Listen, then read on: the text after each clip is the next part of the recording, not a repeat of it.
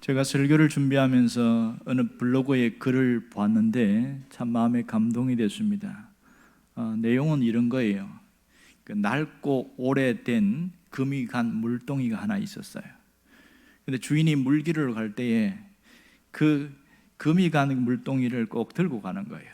그 물을 떠갖고 오면 집에 도착하면 반도 안 남아있고 거의 밑바닥입니다. 그냥 성한 것을 가지고 가면 그대로 갈 텐데 꼭 그 깨진 물동이를 갖고 가는 거예요. 그러니까 이 항아리를 버릴 만도 한데 집착할 만큼 안 버리는 겁니다. 그런데 그게 내용에 이 물동이가 주인한테 너무 미안한 거예요. 주인님, 왜 저를 버리지 않습니까? 이렇게 말합니다. 가차없이 버릴 만한 그런, 나는 그렇게 능력도 없고 필요도 없는데 왜 안 버립니까? 이때 주인이 아무 대답도 안 하는 거예요. 다음 날도 물동, 깨진 그 물동이를 들고 가고 물을 떠고 옵니다. 그러면서 이 물동이에게 뭐라고 그러냐면, 봐라, 우리가 걸어온 그 길을 봐라. 이 길가에 예쁜 꽃들과 아름다운 자태를 내고 있는 그런 것을 봐라. 이것이 어떻게 해서 생겼니? 네가 지나가면서 물을 흘린 그것 때문에 깨어진 틈에서 나온 물을 먹고 자라는 꽃이란다. 그러면서 이 사람이 블로그에 쓴 사람이 뭐라고 하냐면, 자기 자신은 스스로 깨어진 물동이 같다, 이렇게 이야기하는 거예요. 어찌 보면 굴러다니는 돌멩이처럼 존재감 없이 살았다, 이렇게 말합니다. 그런데요, 그분이 예수를 믿고 나서 달라졌대요. 하나님은 보잘것없는 존재감 없는 사람을 쓰신다. 그러고 나서 자기를 다르게 본 거예요. 그 보잘것없는 물동이를 통해서도 주변에 아름다운 꽃을 피워낸 것처럼 나를 그렇게 쓰실 것을 믿었다는 거예요. 그러고 나니까 자기에 대한 생각이 달라지기 시작하고 삶에 대한 태도가 달라졌다는 겁니다. 저는 여기에서 감동이 됐습니다. 오늘 이 보잘것없는 한 사람이 나옵니다. 세상 사람 볼 때는 진짜 보잘것없는 사람, 누굽니까? 사울입니다. 외적으로는 스펙을 많이 쌓은지 몰라도 신앙 안에서는 정말 하찮은 존재였습니다. 이 사울이 누구인가 오늘 성경에 정보를 주고 있는데, 사울이 처음 등장하는 것은 사도행전 8장입니다. 스데반이 죽을 때에 스데반 앞에서 사울 죽일 때 그 사람 주동자들이 옷을 벗어서 사울 앞에 내놨다. 그러니까 무슨 말입니까? 스데반이 죽이는데 앞장섰던 사람이다, 그런 말이죠. 그런데 9장에 와서는 이제는 대대적으로 예루살렘 교회를 잔멸하던 그가 저 북쪽에 있는 다마스쿠스, 그러니까 요즘 시리아 지역이죠. 그게 다메섹이라는 지역에 무려 예루살렘에서 그까지 200km나 되는 그 먼 거리를 대제사장의 위임장을 들고 가는 거예요. 뭐하러 갑니까? 거기에 있는 그리스도인들을 체포해서 예루살렘을 데려와서 죽이려고, 이런 끔찍한 목적을 가지고 출발하겠습니다. 다메섹에 거의 다다랐을 때에 그리스도인들에 대해서 일망타진할 각오를 갖고 가는데 갑자기 하늘에서 강한 빛이 쏟아집니다. 낮 12시인데 태양보다 더 강렬한 빛이 쏟아져갖고 사울을 확 휘감았습니다. 그 엄청난 빛 아래에서 견딜 수 없어서 땅에 꼬꾸러집니다. 그때 하늘에서 음성이 들립니다. 사울아, 사울아, 어찌하여 나를 핍박하느냐? 깜짝 놀란 것이지요. 그때에 사울이 주여 누구십니까? 이렇게 묻는 거예요. 저를 아십니까? 이렇게 물어야되는 게 맞는데, 그러니까 뭐라고 그러냐면, 나는 네가 박해하는 예수다, 이렇게 말하는 겁니다. 사울은 한 번도 예수님을 본 적도 없고 예수님을 박해한 적도 없습니다. 그런데 자기 예수님을 박했다고 이야기하니까 참 기가 차지요. 무엇이 예수를 박했다는 겁니까? 예수 그리스도를 부정한 그 자체가 박해한 것이고, 예수를 믿는 사람들을 이렇게 잔멸하는 그 자체가 예수를 박해하는 것을 나중에 깨닫게 되어집니다. 그 강렬한 빛 때문에 사울이 눈을 뜰 수가 없어서 맹인이 된 상태로, 일시적인 맹인이죠. 사람들의 손에 이끌려서 다메섹의 직가라는 곳으로 가서 유다의 집에서 머물고 있습니다. 그런데 동시에 그때에 아나니아가, 가장 그 속에서 경건한 유대인이었던 아나니아가 기도하고 있는데 환상이 열리면서 음성이 들립니다. 뭐라고 그러냐면, 너는 직가로 가서 사울을 찾아 안수해라 그러는 거예요. 그리고 그 눈을 다시 볼 수 있도록 해라는 겁니다. 이 아나니아가 가슴이 철렁 내려앉는 거예요. 왜 그랬을까요? 사울이 누구인지를 알거든요.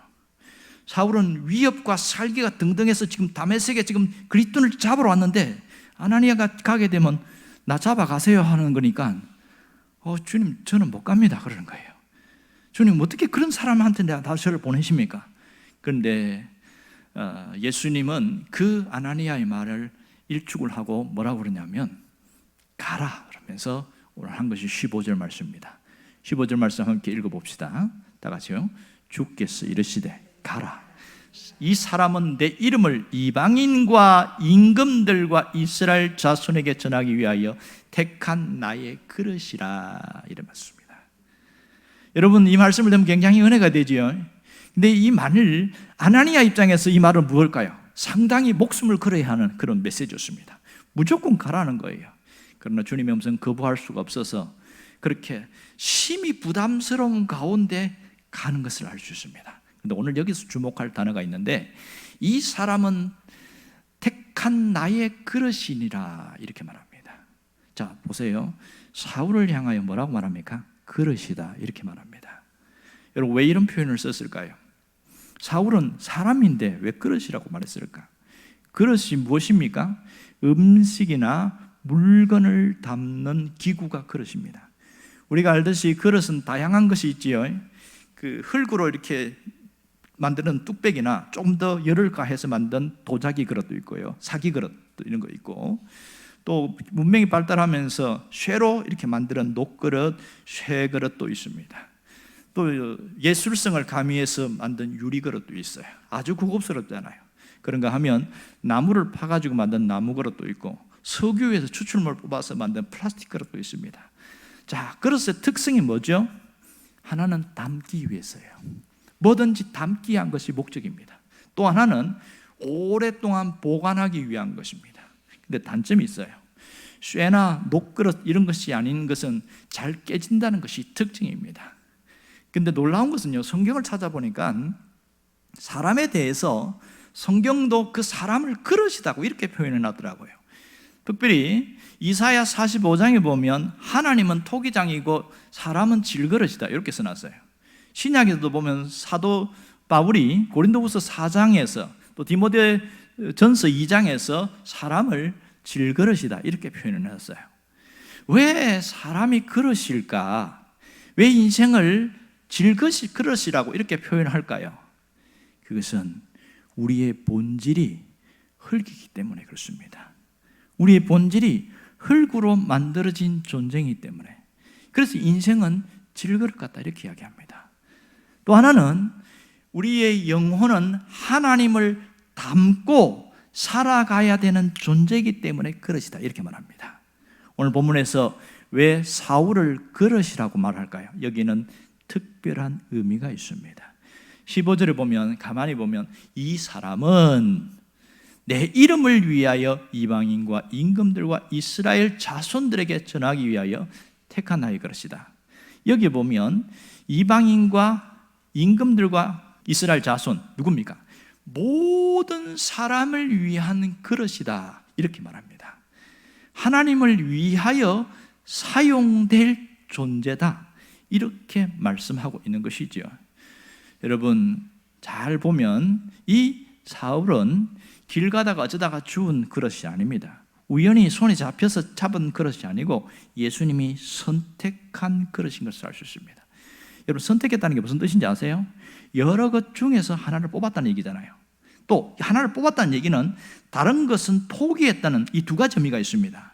주님은 사울을 콕 집어서 주님만을 위한 그릇, 그래서 택한 나의 그릇이다 이렇게 말하고 있는 거죠. 사울은 주님만을 위하여 사용되는 그릇이었습니다. 그릇은 그릇이되 일회용 그릇이나 다른 사람들로 사용하는 공용 그릇이 아니었습니다. 그는 일평생 동안 주님을 위하여 사용될 그릇이라는 것을 주님이 먼저 여기서 말하고 있는 것이죠. 그럼 사울 입장에서 한번 생각해 보세요. 어떤 생각이 들까요?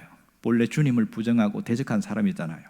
근데 빗속에서 주님의 음성이 들리고 영안이 열려가지고 주님을 부정하는 그가 예수를 믿게 되어지잖아요.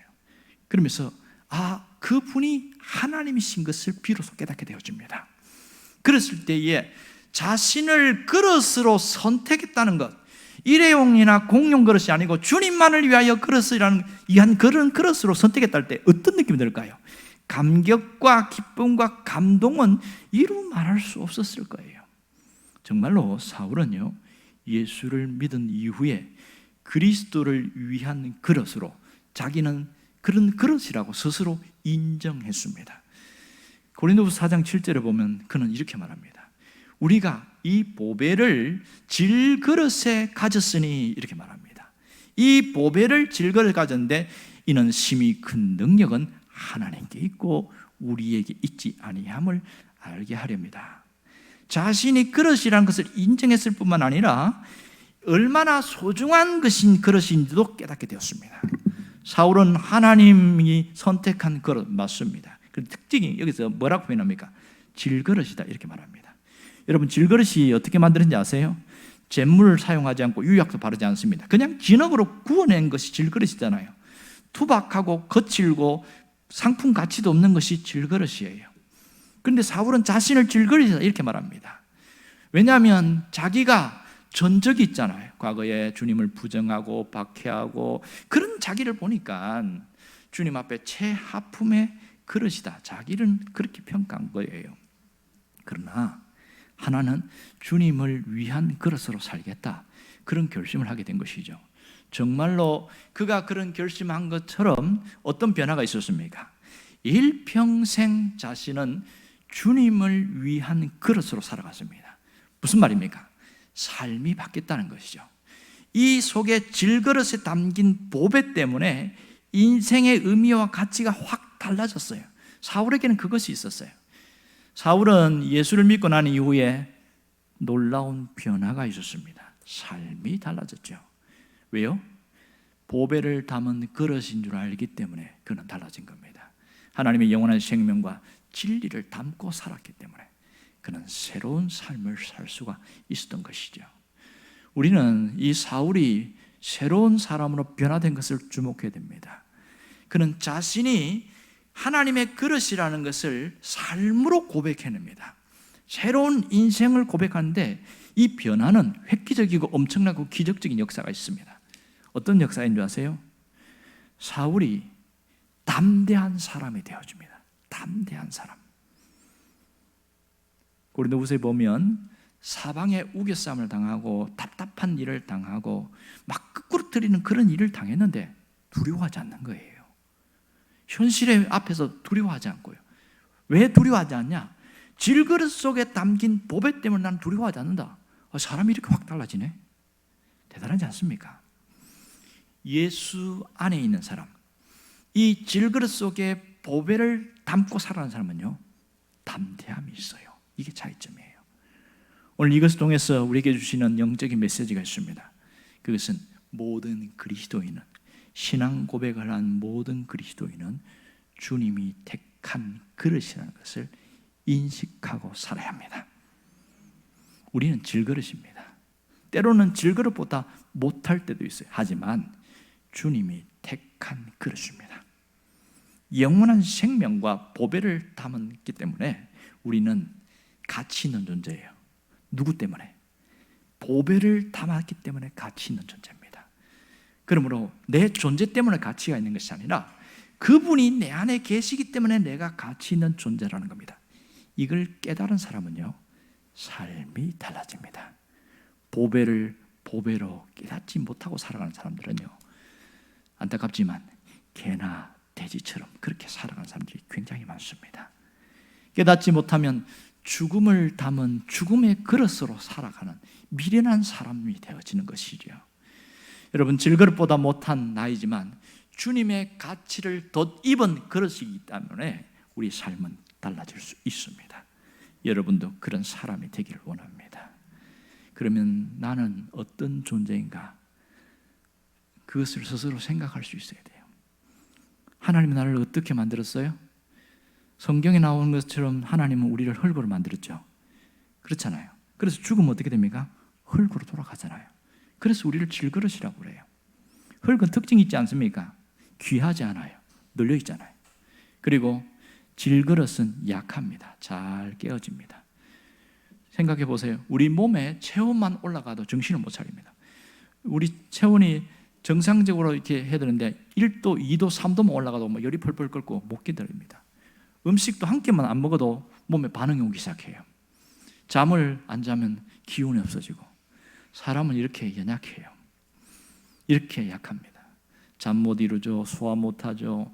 잘 부서지죠. 이렇게 쉽게 무너집니다. 젊을 때는 건강을 호언장담하지만 나이가 60, 70, 80 되면 아무리 강한 사람도 약해질 수밖에 없는 것은 우리가 질그릇이기 때문에, 내가 결심한 것도 지키지 못하는 것은 내가 내 몸을 마음대로 할 수 없기 때문에. 그래서 외형적으로 보면 그렇게 가치 있거나 값지지 않습니다. 초라합니다. 그러나 아무도 그 사람을 초라한 존재로 보지 않습니다. 무엇 때문에 그럴까요? 그 안에 있는 보배 때문에 그렇습니다. 여러분, 사람이 꿈과 희망과 모든 것을 가지고 있어도 그 속에 예수가 없이 살아가면 어떻게 될까요? 한계가 있고 만족이 없습니다.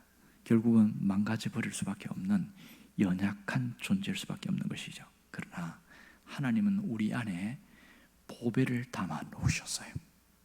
우리는 하나님의 은혜를 입은 사람들입니다.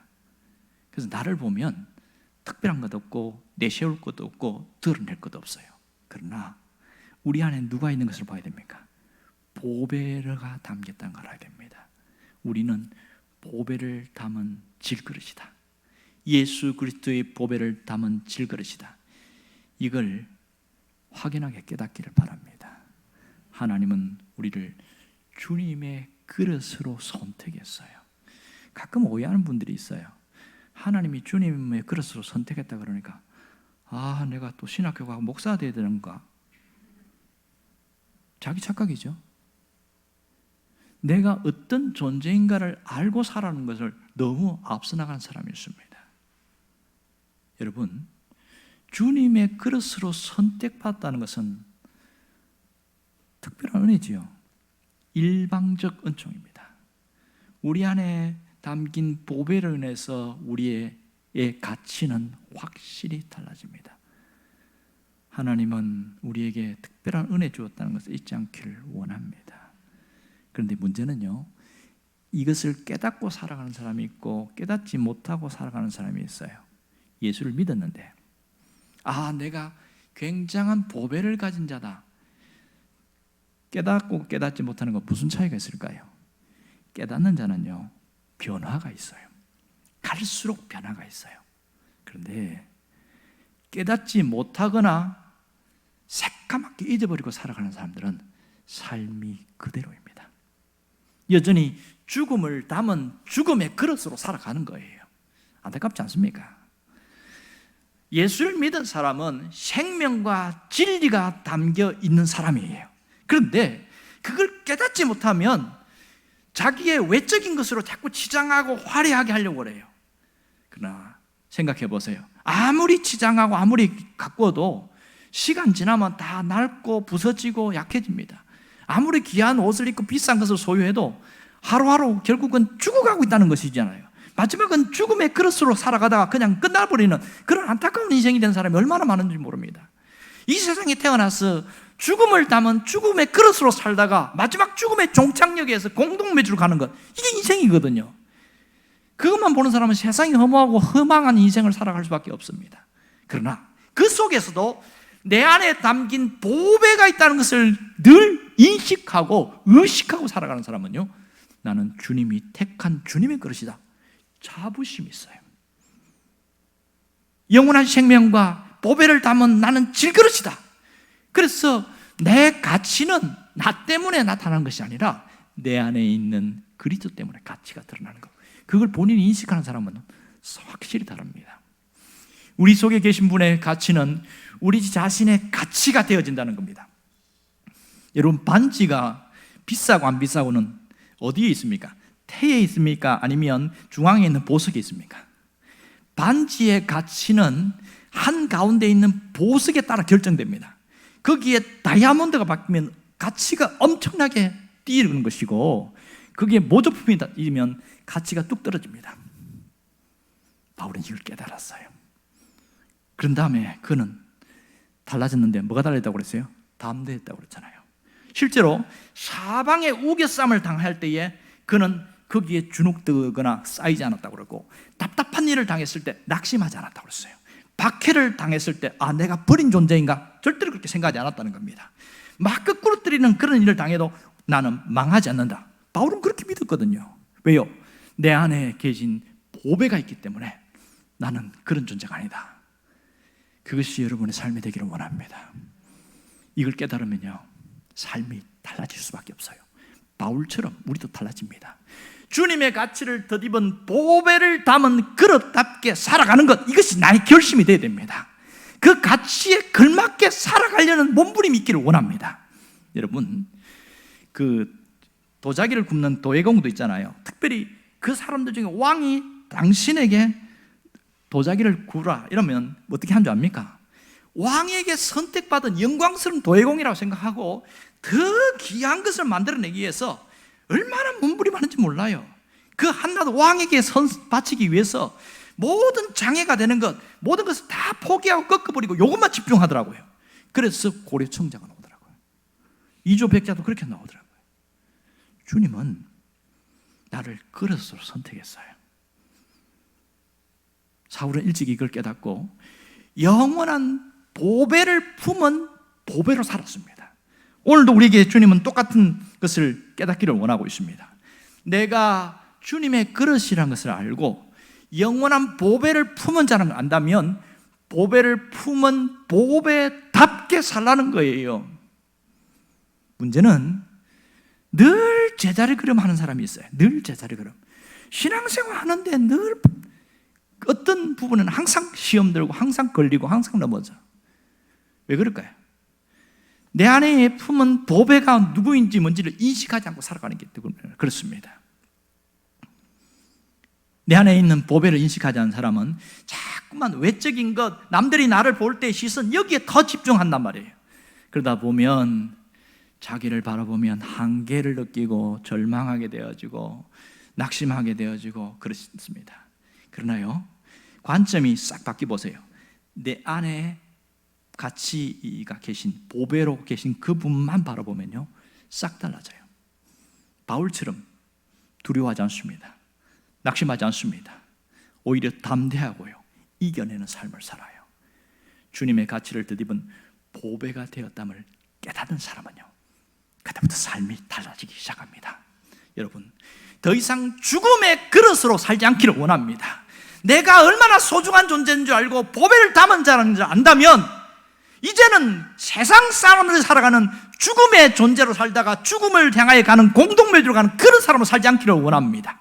왜 흔들립니까? 왜 쓰러집니까? 내가 누구인지 모르기 때문에 그렇습니다. 나를 모르면요, 착각하는 게 두 가지가 있어요. 어떤 사람은 자기를 과대평가하고 어떤 사람은 자기를 과소평가합니다. 자기를 잘난 맛에 사는 사람들은요, 자기가 굉장히 대단한 존재라고 과대평가합니다. 반면에 과소평가하는 사람이 있어요. 자기를 비하하고 자신의 존재를 비참하다고 그러고 나는 뭐 버러지 같고, 이게 성경적인 것 같은데 아니야. 자기를 경멸하고 무시하고 학대해.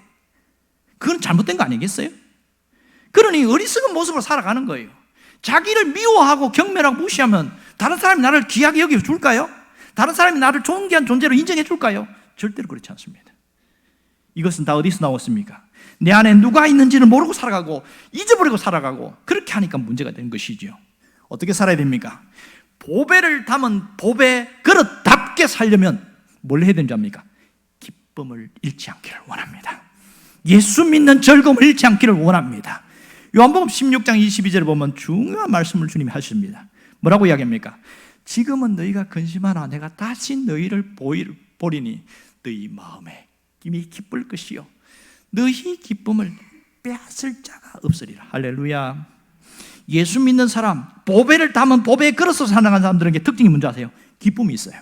누구도 빼앗을 수 없는 그 기쁨이 있다면 그 사람은 보배를 담은 그릇답게 살아가는 사람입니다. 그 기쁨이 어디서 옵니까? 참된 기쁨은 예수 그리스도 안에 있다는 것을 잊지 않기를 원합니다. 예수 그리스도 안에 있어요.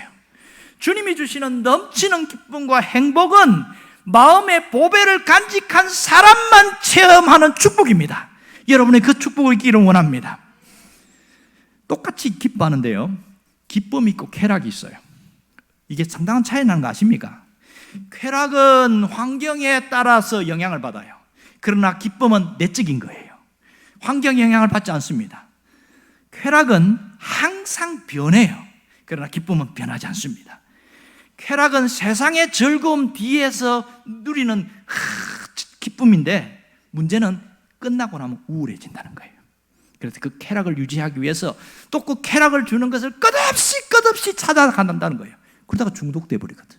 사람의 어떤 눈에 보이는 것에만 집착하다 보니까 이것이 바닷물을 마시는 것처럼 시간이 지나면 목이 갈증이 막 타오르는 거예요.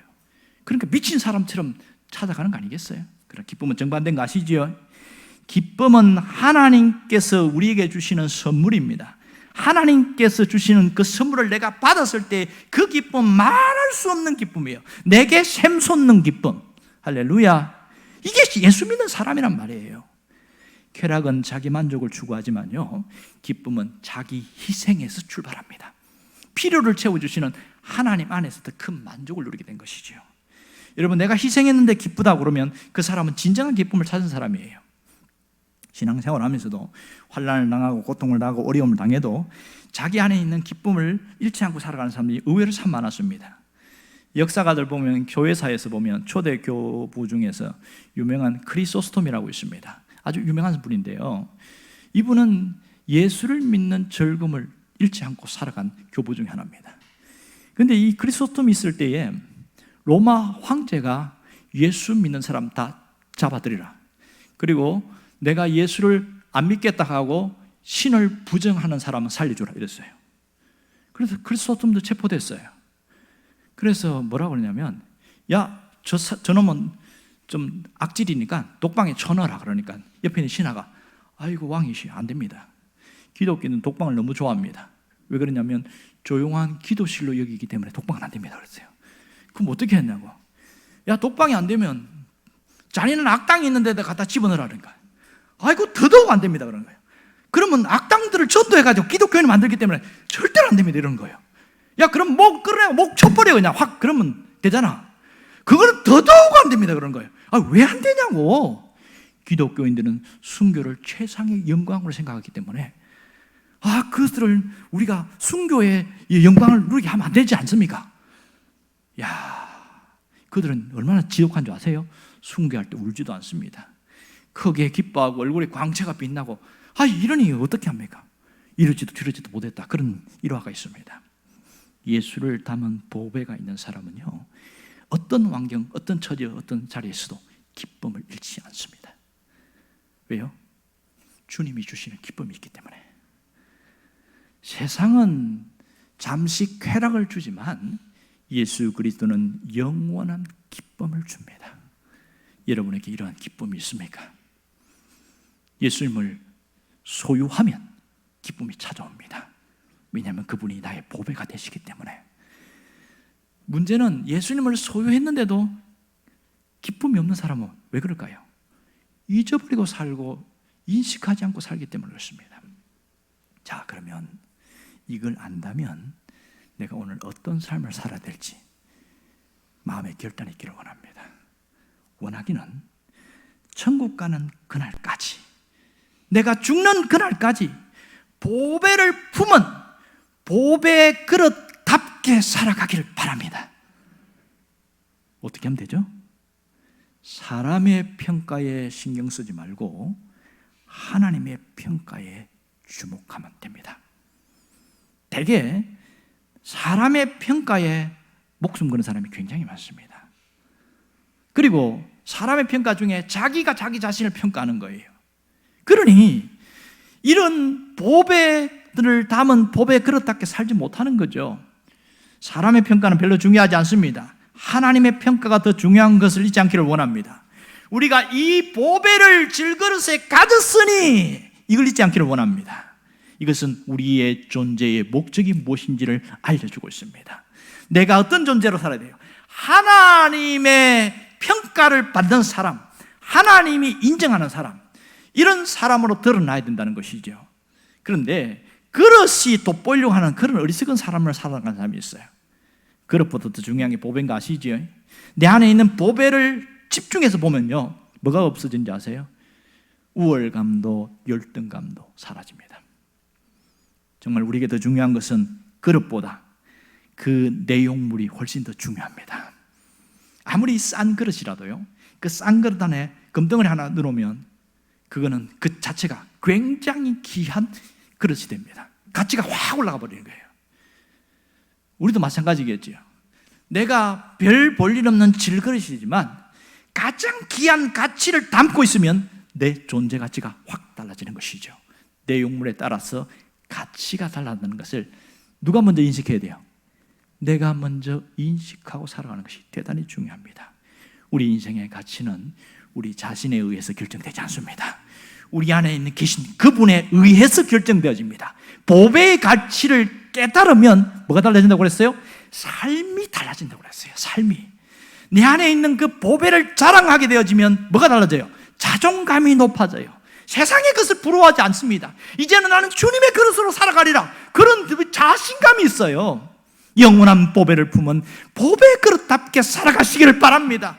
더 이상 죽음의 그릇이 아니라 생명과 진리를 품은 보배 풀을 품은 보배 그릇이 되기를 주의 이름으로 축원합니다.